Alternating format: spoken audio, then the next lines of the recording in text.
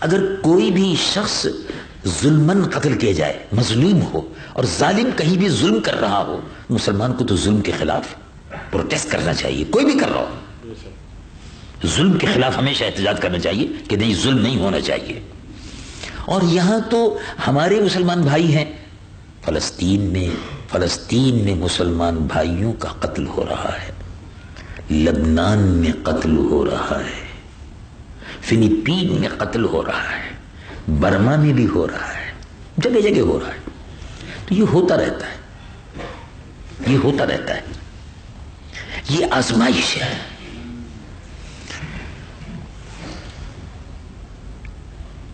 اللہ رب العالمین قرآن میں ارشاد، قرآن مجید و فرقان حمید میں ارشاد فرماتا ہے لَتُبْلَوُنَّ فِي أَمْوَالِكُمْ وَأَنفُسِكُمْ، ہم تمہاری آزمائش کریں گے تمہاری جان اور تمہارے مال میں۔ وَلَتَسْمَعُنَّ مِنَ الَّذِينَ أُوتُوا الْكِتَابَ مِنْ قَبْلِكُمْ وَمِنَ الَّذِينَ أَشْرَكُوا أَذًى كَثِيرًا۔ اسلام کے دشمن قوتیں، وہ قوتیں جن کو تم سے پہلے کتابیں دی گئیں، اور مشرکین بت پرست، ان سے تم کو تکلیف پہنچے گی، اذًى كثيرا، بہت زیادہ تکلیف پہنچے گی۔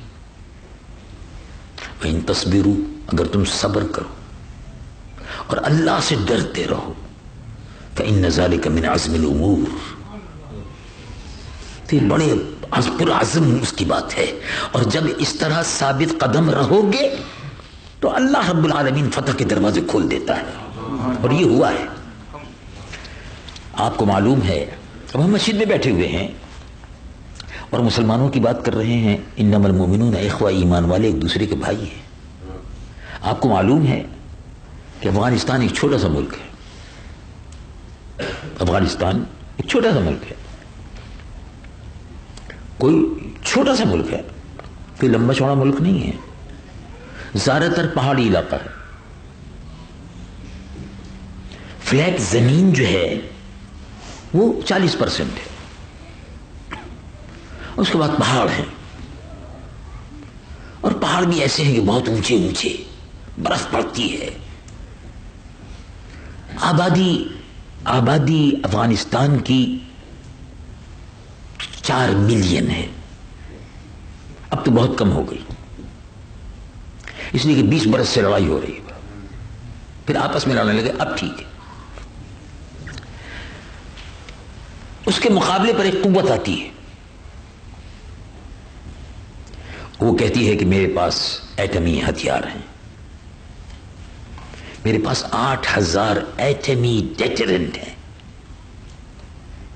ان کا نام ہے، اس قوت کا نام تھا رشیا، سپر پاور۔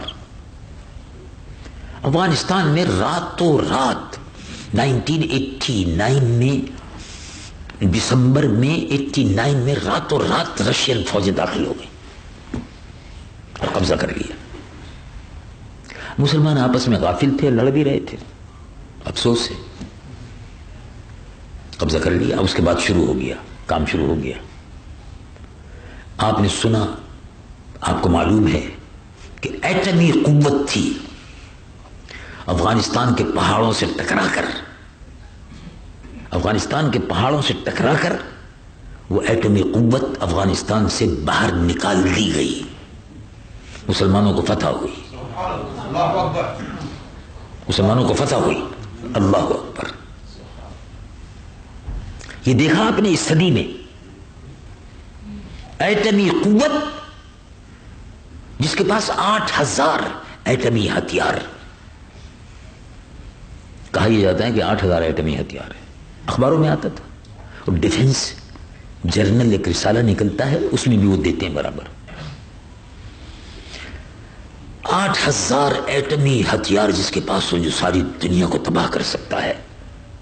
لیکن سبحان اللہ، ایمان والے ادھر ہوائی جہاز بمباری کر رہے ہیں اور ادھر وہ اللہ اکبر کہہ کر نماز پڑھ رہے ہیں۔ یہ عجیب منظر تھا، وہ دیکھنے کے قابل منظر تھا، اور دیکھنے والوں نے دیکھا ہے اس کو، اس کے فوٹو بھی شائع ہوئے کہ ایک طرف سے اوپر سے ہوائی جہاز بمباری کر رہے ہیں، اور ایمان والے نماز پڑھنے کے اندر مصروف ہیں. بمباری ہو رہی ہے، نماز پڑھ رہے ہیں، کیونکہ نماز شروع ہو گئی تھی تو بمباری شروع ہو گئی. جب بمباری شروع ہو گئی تو نماز توڑی نہیں، اللہ کے حضور میں جھکے رہے، رکوع کرتے رہے، سجود کرتے رہے. اللہ تعالی نے فتح کے دروازے کھول دیے. ختم ہو گیا. اس سے پہلے آپ نے دیکھا کیا ہے چیچنیا میں، کیا ہے آپ کو معلوم ہے؟ چیچنیا کے مسلمانوں کی آبادی کیا ہے؟ 1.5 ملین. 1.5 ملین مسلمان ہیں چیچنیا میں. 1.5 ملین مسلمانوں میں اب ذرا حساب لگاؤ بھائی، عورتیں کتنی ہوں گی، بچے کتنے ہوں گے، بوڑھے بزرگ کتنے ہوں گے. 1.5 ملین مسلمانوں میں لڑنے والے مجاہدین 10,000، بہت زیادہ میں زیادہ 10,000 نوجوان اپنے ملک کو بچانے کے لیے. کتنے دن تک لڑتے رہے؟ 1994 سے 96 تک لڑتے رہے، 2 برس لڑتے رہے. اور اب 5 مہینے ہو گئے ہیں برابر لڑ رہے ہیں، برابر لڑ رہے ہیں. یہ کیسے لڑ رہے ہیں؟ یہ ہتھیار کہاں سے آ گئے؟ یہ ایمان کا ہتھیار ہے، یہ ایمان کا ہتھیار ہے. یہ حضور پر نور سید العالمین محمد رسول اللہ صلی اللہ علیہ وسلم سے محبت کا، ایمان کا جو رشتہ ہے وہ اتنا مضبوط ہے کہ وہ پھر کسی چیز کی پرواہ نہیں کرتے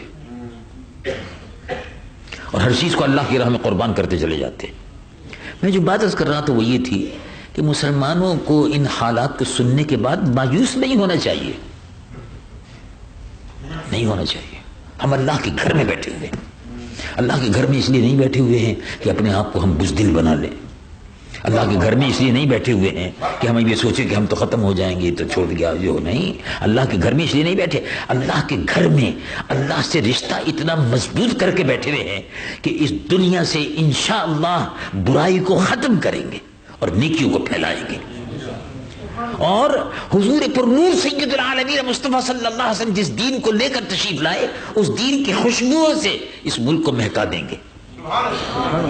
اس عزم کے ساتھ رہنا ہے، مایوسی نہیں ہونی چاہیے. مایوسی تو کفر ہے، مسلمان کے لیے مایوسی کفر ہے.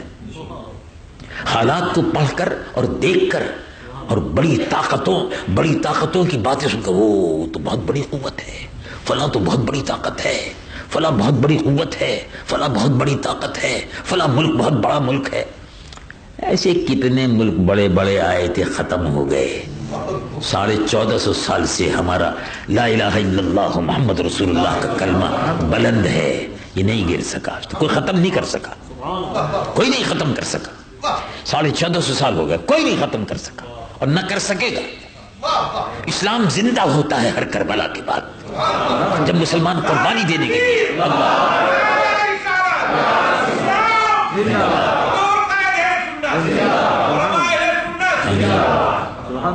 اللہ تبارک و تعالی جل جلالہ عمر والہ کے محبوب کی یہ امت ہے، اور جتنا اس امت کا اللہ کے محبوب سے رشتہ مضبوط ہوگا اتنا ہی اللہ تبارک و تعالی کی طرف سے فتح کے اور نصرت کے اور کامیابی کے دروازے کھلتے چلے جائیں گے.